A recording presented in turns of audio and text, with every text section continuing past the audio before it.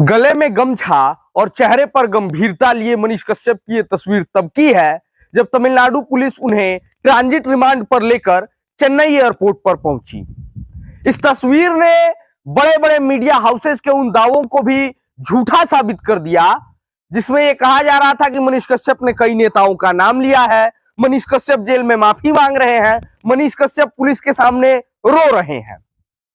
हालांकि गलती उन मीडिया हाउसेस की भी नहीं है, गलती उनके पत्रकारों की है। जैसा कि मैं पहले भी दोहरा चुका हूं, थाने में जाकर मुंशी को 50 रुपया देकर एफआईआर की कॉपी को ठीक ठीक अखबार में उतार देना पत्रकारिता नहीं होती। शायद सरकार को इसी पत्रकारिता की आदत पड़ चुकी है, क्योंकि इसके अलावा लीक से हटकर कोई अगर सच्चाई को दिखाने का काम करता है तो उसका हश्र कुछ एक मनीष कश्यप की तरह किया जाता है। फिलहाल पटना से रवानगी के बाद मनीष कश्यप चेन्नई पहुंच चुके हैं, जहां पर उन्हें न्यायिक हिरासत में रखा गया है और मदुरई कोर्ट में तमिलनाडु पुलिस उनके पुलिस रिमांड की या पुलिस कस्टडी की मांग करेगी। देखना दिलचस्प होगा कि उन्हें पुलिस कस्टडी कितने दिन की मिलती है, क्योंकि 4 तारीख को बेतिया कोर्ट में मनीष कश्यप की पेशी भी है।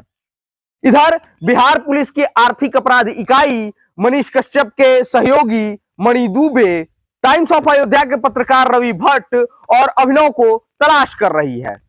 कहा यह जा रहा है कि सच तक न्यूज के जो भी फंड्स होते थे, जो भी उसके पूरे रुपयों का लेन देन होता था, उसकी पूरी जानकारी मणि दुबे के पास रहती थी। वहीं रवि भट्ट को तमिलनाडु प्रकरण में जब से एफआईआर हुई तब से तलाशा जा रहा है। हालांकि बिहार पुलिस को अब तक कामयाबी नहीं मिल पाई है।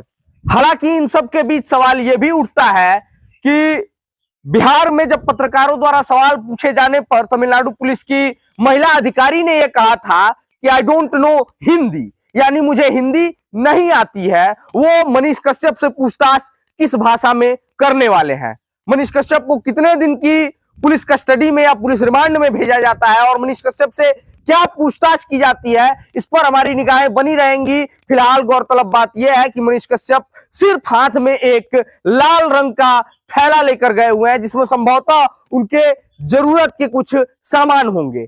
हालांकि ट्रोलर्स के द्वारा उनमें 42 लाख रुपए होने की भी बात कही जा सकती है, लेकिन बिहार की जनता को यह याद रखना चाहिए कि बिहार की जनता, बिहार के मजदूरों को जब उत्पीड़न किया जा रहा था, उन्हें मारा पीटा जा रहा था, उनके साथ दुर्व्यवहार किया जा रहा था, तब उनकी आवाज उठाने के लिए जो व्यक्ति आगे आया, आज प्रशासनिक रूप से सरकार अपना पूरा बल लगा करके उसका उत्पीड़न कर रही है। तमिलनाडु में जाकर के जन्मदिन मनाने वाले और जंगल राज के युवराज की उपाधि प्राप्त कर चुके माननीय तेजस्वी जी मनीष कश्यप प्रकरण पर कुछ इस कदर उखड़े हुए हैं कि मनीष कश्यप की गिरफ्तारी और कुर्की जब्ती वगैरह की प्रक्रिया में भी उन्होंने शायद विशेष बल दिया हुआ था।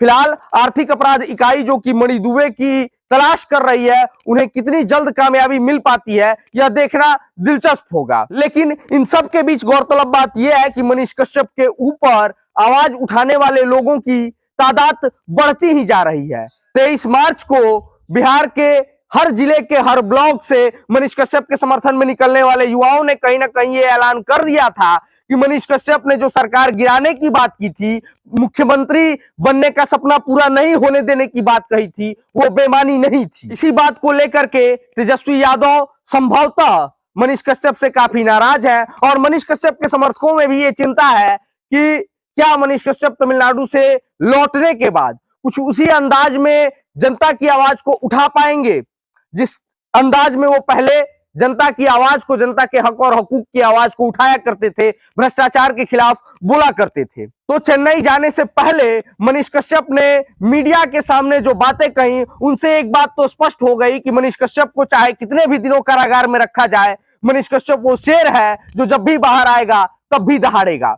उन्होंने साफ तौर पर यह कहा कि बिहार को बिहार के नेताओं ने बर्बाद किया है और ये लोग बर्बाद कर देंगे।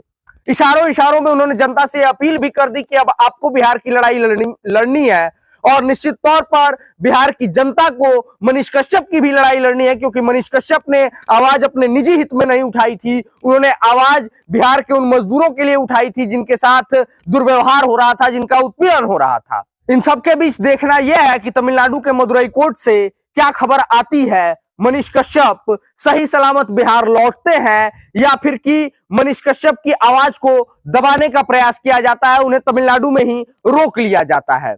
हो सकता है कि मनीष कश्यप के ऊपर तमिलनाडु पुलिस को सहयोग न करने का आरोप भी लगाया जाए।